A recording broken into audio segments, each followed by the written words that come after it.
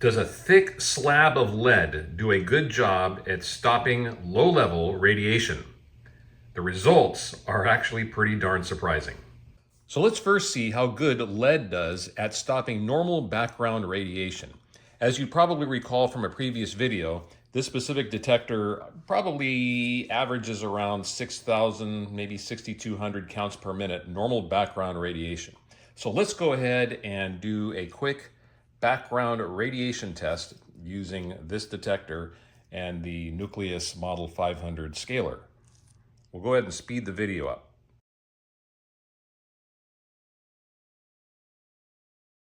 6,000 on the money. What are the chances of that?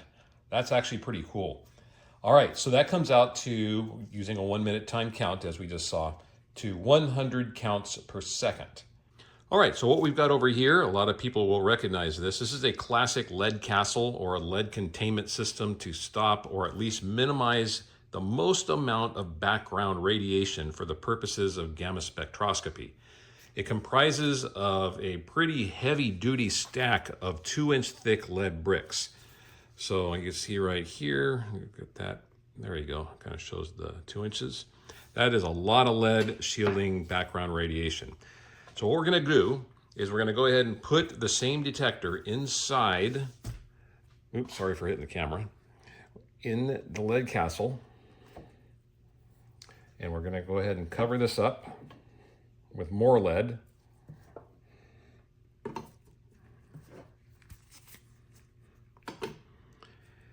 And let's go ahead and do the exact same timed count. And again, for the interest of time, we're going to go ahead and speed up the recording.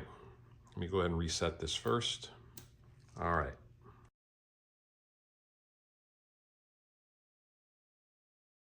Okay, that's a drastic difference. Drop down from 6,000 counts per minute normal background radiation, or 100 counts per second, down to 160 counts per minute, or that rounds out to about 2.7 counts per second. That is a huge difference, but that means there's still a small amount of radiation getting into the lead castle. Many of those residual counts can be attributed to potassium just contaminating everything, because potassium is everywhere on the surface of the Earth, and potassium does put out a very slight radioactive signature. And I'm sure we've heard all the stories about bananas being radioactive. Well, it's the same sort of thing. You can pick up a count here and there from the potassium, and that will definitely skew the results, or at least provide additional background counts when you're trying to eliminate most of them. The other issue would be cosmic rays going through the lead, because they're pretty strong and they can go straight through lead and create an event. And the other one would be electronic artifacts. You know, these detectors are good, but every once in a while there's something going on in electronics that might kick off a count. And but again, they're extremely minor, and when you're dealing with something that fluctuates between 5,800 and 6,400 counts per minute normal background, 1 or 2 counts here and there, especially when you're doing just hobby type stuff, is basically meaningless. Okay, on this next test, which is going to be kind of the surprising part of stuff, we're going to use this very low level Cs137 test disk from Spectrum Physics that was issued around 2016, I believe. And we are going to cover it with sequentially thicker pieces of lead.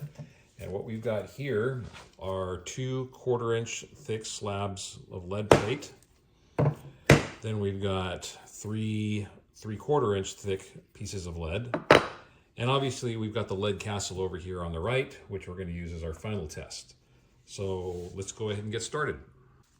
All right, we'll take the test disc, we'll put it right here where the camera can see it.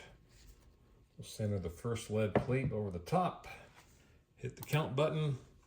All right, we got a good view of the rate. Let's see if that rate increases. Oh yeah, that rate is going fast.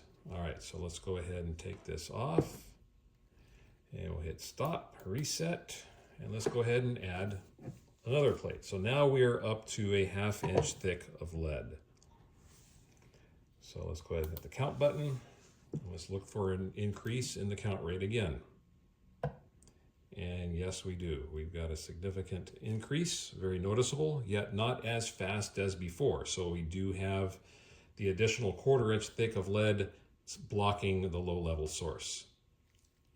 Let's go ahead and stop, reset.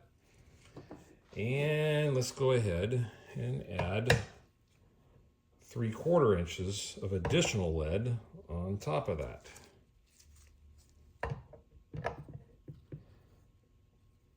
Okay. So hit count.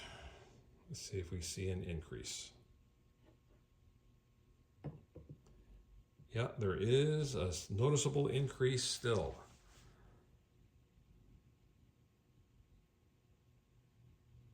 All right, so let's go ahead and do this, just to make this clear. I will speed up the video. We already know that this detector detects around 6,000 counts per minute. Let's go ahead and do a 1-minute time count on top of this lead stack with the low output source underneath it.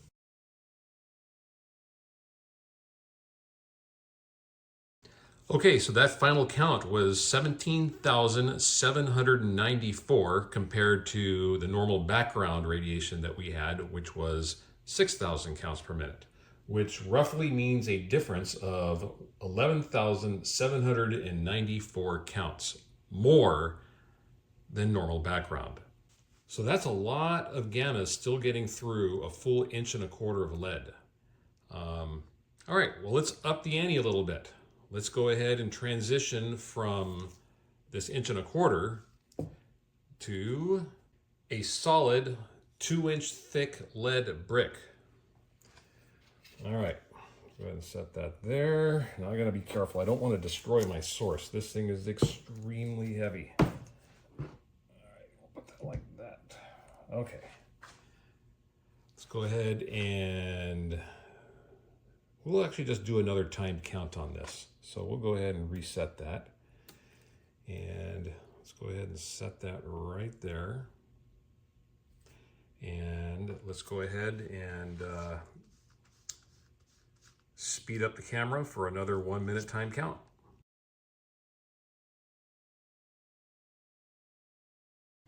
All right, I think that actually blocked it. 6,169 counts. That is totally within the normal fluctuation of normal background radiation using this particular detector. So 2 inches of lead has blocked the low level source. So this last test is going to involve just a standard lead pig that is used in the medical industry for transporting medical isotopes. These things are commonly found on eBay. They're sold as curios or for anybody that has some uranium samples or anything that they want to keep in a lead cask. They are typically 3/8. And it's hard to do this with this caliper, but there we go. Wall thickness is 3/8. And what I've got inside this is some uraninite ore. This is actually called gummite. And this particular ore puts out about the same amount of gammas as the Cs137 test disc. And I've used this with a regular Geiger counter Ludlam probe with the beta shield on. So it's registering only gammas, and it's exactly the same, almost to the number as the Cesium-137, just by happen chance. So anyway, let's see if we get some gamma penetration through this lead pig. And I don't think we're going to have to speed the video up on this. I think we're going to be able to see something right away. So let's go ahead and start. Oh yeah, that's hitting 6,000 in just a couple of seconds. So those gammas are just flying right through it.